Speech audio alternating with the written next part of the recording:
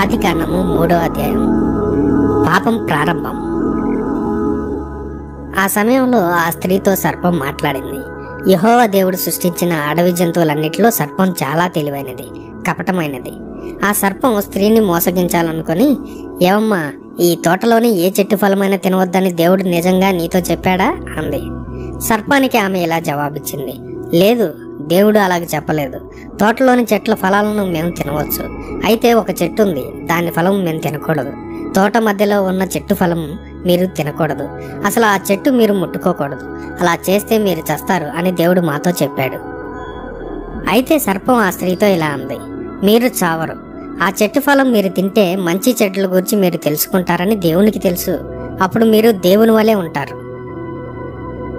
ఆ చెట్టు చాలా అందంగా ఉన్నట్టు ఆ స్త్రీ చూసింది.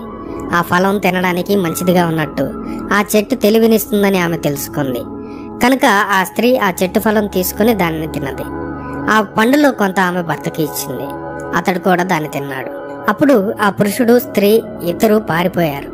వారి కళ్ళు తెరవబడ్డట్టు వారికి అన్నీ వేరుగా కనబడ్డాయి. వారికి బట్టలు లేనట్లు నగ్నంగా ఉన్నట్లు వాళ్ళు చూశారు. కనుక వారు అంజూరపు ఆకులను కుట్టి వాటినే బట్టలుగా ధరించారు. సాయంకాలపు చల్లని వేళలో యెహోవా దేవుడు ఆ తోటలో నడుస్తుండగా ఆ పురుషుడు, స్త్రీ ఆ చప్పుడు విని తోటలో చెట్ల మధ్య దాక్కున్నారు. యెహోవా దేవుడి నుండి దాక్కునేందుకు వారు ప్రయత్నించారు. అయితే యెహోవా దేవుడు ఆ పురుషుని పిలిచాడు. నీవు ఎక్కడున్నావు అన్నాడు యెహోవా.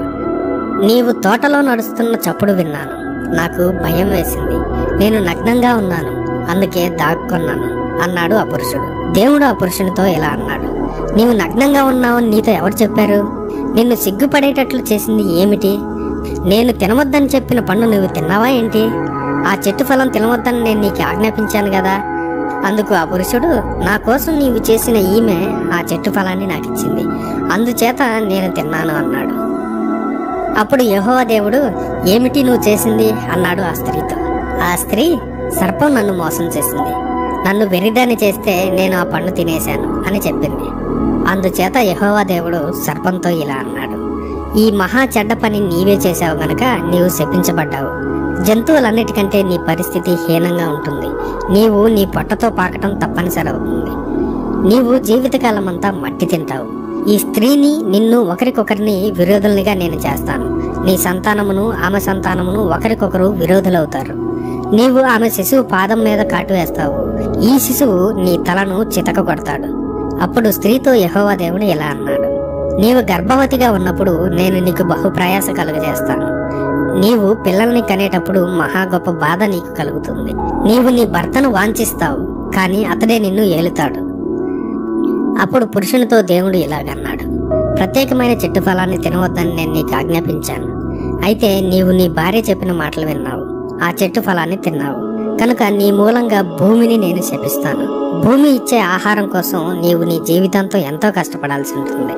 పొలంలో ఉండే మొక్కల్ని నువ్వు తినాలని అనుకుంటావు, కానీ ముళ్ళను, పొదలను నేల నీ కోసం పండిస్తుంది. నీ భోజనం కోసం నువ్వు చాలా కష్టపడి పనిచేస్తావు. నీ ముఖం అంతా చెమటతో నిండిపోయేంతగా నీ పని చేస్తావు. నీవు చనిపోయే వరకు కష్టపడి పనిచేస్తావు. మరణించాక నువ్వు మరలా మట్టి అయిపోతావు. నేను నిన్ను చేసినప్పుడు మట్టి నుంచే నువ్వు తీయబడ్డావు. మళ్ళీ నువ్వు చనిపోయినప్పుడు తిరిగి మట్టిలోనే కలిసిపోతావు. ఆదాము తన భార్యకు హవ్వ అని పేరు పెట్టాడు. ఎన్నడైనా సరే బ్రతికిన ప్రతి మనిషికి ఈమె తల్లి కనుక ఆయన ఆమెకు ఆ పేరు పెట్టాడు. యెహోవా దేవుడు జంతు చర్మాలతో ఆ పురుషునికి, అతని భార్యకు చొక్కాలు చేశాడు. ఆ తర్వాత ఆ చొక్కాలను వారికి తొడిగించాడు. అప్పుడు యెహోవా దేవుడు అన్నాడు, చూడండి, మనిషి మనలా తయారయ్యాడు. మంచి చెడ్డలు మనిషికి తెలుసు. ఇప్పుడు ఆ మనిషి జీవవృక్షం నుండి ఫలం తీసుకుని తింటే అతడు శాశ్వతంగా జీవిస్తాడు. కనుక ఏదేను తోట నుండి ఆ మనుషుని యెహోవా దేవుడు వెళ్ళగొట్టాడు. ఆదాము బలవంతంగా వెళ్ళగొట్టబడి ఏ నేల నుండి అతను తీయబడ్డాడో ఆ నేలను సేద్యం చేయటం మొదలుపెట్టాడు. తరువాత ఆ తోటకు కాపలాగా దాని ద్వారం దగ్గర కెరూబులను దేవుడు ఉంచాడు. ఒక అగ్ని ఖడ్గాన్ని కూడా అక్కడ ఉంచాడు. జీవవృక్షమునకు పోయే మార్గాన్ని కాపలా కాస్తూ ఆ ఖడ్గం చుట్టూరా తిరుగుతూ